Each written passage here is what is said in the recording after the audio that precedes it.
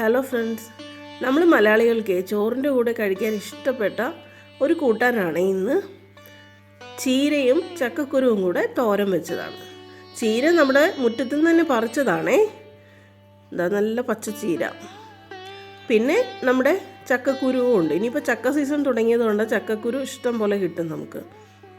അപ്പോൾ ആദ്യം ഞാൻ ഈ ചക്കക്കുരു ഒന്ന് ക്ലീൻ ചെയ്യുവാണ്. അതിൻ്റെ തോലിയൊക്കെ ആദ്യമേ കളഞ്ഞു. ഇനി നമുക്കതൊന്ന് മുറിച്ചു ഞാനിനി ഇത് കുക്കറിലേക്ക് ഇട്ടിട്ടാണ് ഒന്ന് വേവിച്ചെടുക്കാൻ പോകുന്നത്. ഉപ്പും കൂടെ ചേർത്ത് കുക്കറിലിട്ട് ഒരു വിസിൽ വെച്ചു. അങ്ങനെയാണ് ഞാൻ ഈ ചക്കക്കുരു വേവിച്ചെടുത്തത്. ഇനി തോരനിൽ ചേർക്കാനുള്ള തേങ്ങ എടുത്തിട്ടുണ്ട്. അതിലേക്ക് ഒരു നുള്ളു ജീരകവും പിന്നെ നമ്മുടെ മഞ്ഞൾപ്പൊടിയും കൂടെ എടുത്തിട്ടുണ്ട്. ഇതൊന്ന് പതുക്കെ ചതച്ച് വയ്ക്കാം. ഇനി നമുക്ക് ആ ചീരയൊന്ന് കഴുകി ചെറുതായിട്ട് അരിഞ്ഞെടുക്കണം. വീട്ടിൽ നിന്ന് തന്നെയുള്ള ചീര ആയതുകൊണ്ട് വേറെ കെമിക്കൽസ് ഒന്നും ഇല്ലയെന്ന് നമുക്ക് ഉറപ്പാണ്. പിന്നെ പൊടിയുണ്ട് ഇഷ്ടം പോലെ. അതുകൊണ്ട് നന്നായിട്ട് വെള്ളത്തിലിട്ട് വെച്ച് കഴുകിയെടുത്തു. അതിനുശേഷം ചെറുതായിട്ട് അരിഞ്ഞെടുക്കുവാണ്. ഇതൊരു കട്ടിംഗ് ബോർഡിൽ വെച്ച് അരിഞ്ഞാൽ മതി. പക്ഷേ എനിക്കെന്തോ ഇങ്ങനെയാണ് ശീലം. പക്ഷെ കൈയൊക്കെ ഒത്തിരി മുറിയുകയും ചെയ്യും. എന്നാലും എനിക്കിതാണ് ഇഷ്ടം. അതുകൊണ്ടാണ് ഞാൻ ഇങ്ങനെ ചെയ്യുന്നത്. കട്ടിംഗ് ബോർഡിൽ വെച്ച് ചെയ്യുന്നതായിരിക്കും കുറച്ചും കൂടി നല്ലത്, എളുപ്പം. അങ്ങനെ മൊത്തം ചീര ഞാനിവിടെ ഇങ്ങനെ അരിഞ്ഞു വെച്ചിട്ടുണ്ട്.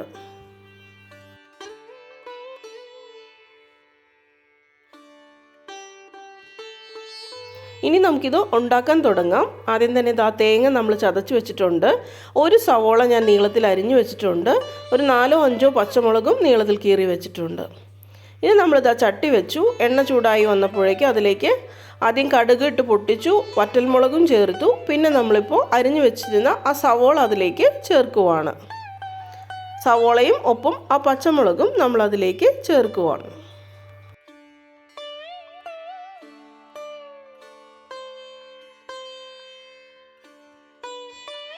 ആ സവോളയും പച്ചമുളകും ഒന്ന് വാടി വരുമ്പോഴേക്കും നമുക്ക് അരിഞ്ഞു വെച്ചിരിക്കുന്ന ചീര അതിലേക്ക് ചേർക്കാം. ഇനി നമ്മൾ ചതച്ച് വെച്ചിരിക്കുന്ന ആ അരപ്പ് കൂടെ, ആ തേങ്ങാക്കൂട്ട് കൂടെ അതിൻ്റെ മുകളിലേക്ക് ചേർത്ത് അതിങ്ങനെ ഒന്ന് തട്ടിപ്പൊത്തി വെച്ചിട്ട് അടച്ച് വെച്ച് ഒന്ന് വേവിച്ചെടുക്കാം. ഒരു 2 മിനിറ്റൊക്കെ കഴിയുമ്പോൾ അതിൻ്റെ ആ ആവി വന്ന് നന്നായി ഒന്ന് തുടങ്ങുമ്പോഴേക്കും നമുക്കതൊന്നും കൂടി ഇളക്കി ചേർക്കാം.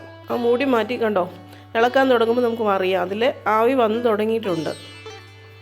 ഇനി നമുക്കതൊന്ന് നന്നായിട്ട് ഇളക്കി ചേർക്കാം. ഇനിയാണ് നമ്മളിതിലേക്ക് ആവശ്യത്തിനുള്ള ഉപ്പ് ചേർക്കുന്നത്. ചക്കക്കുരുവിന് നമ്മൾ നേരത്തെ ഉപ്പ് ചേർത്തിട്ടുണ്ട്. പിന്നെ ചീരയൊക്കെ എപ്പോഴും ഒന്ന് വെന്ത് തുടങ്ങിക്കഴിഞ്ഞേ ഉപ്പ് ചേർക്കാവൂ, അല്ലെങ്കിൽ നമുക്ക് ആ ഉപ്പിൻ്റെ അളവ് കൂടിപ്പോവും. അതിനുശേഷം വീണ്ടും ഇളക്കി ചേർത്തു. ഇനി നമുക്ക് ആ ചക്കക്കുരു വെന്തത് എടുത്തുകൊണ്ട് വന്നിട്ടുണ്ട്. അതുകൂടി ഇതിലേക്ക് ചേർക്കാൻ പോവുകയാണ്.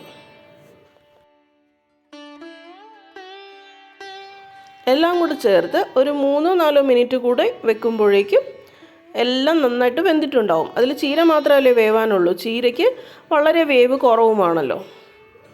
അങ്ങനെ ഈ തോരൻ ഏതാണ്ട് റെഡി ആയിട്ടുണ്ട്. ഇത് നന്നായിട്ടൊന്ന് ഇളക്കി ചേർത്താൽ മതി. ഇളക്കി ചേർത്ത് നന്നായിട്ടൊന്ന് തോർത്തിയെടുക്കുക. അത്രയേ ഉള്ളൂ. നമ്മുടെ മലയാളികളുടെ പ്രിയപ്പെട്ട ചീരയും ചക്കക്കുരുവും ചേർത്ത് തോരൻ റെഡി ആയിട്ടുണ്ട്. Thank you.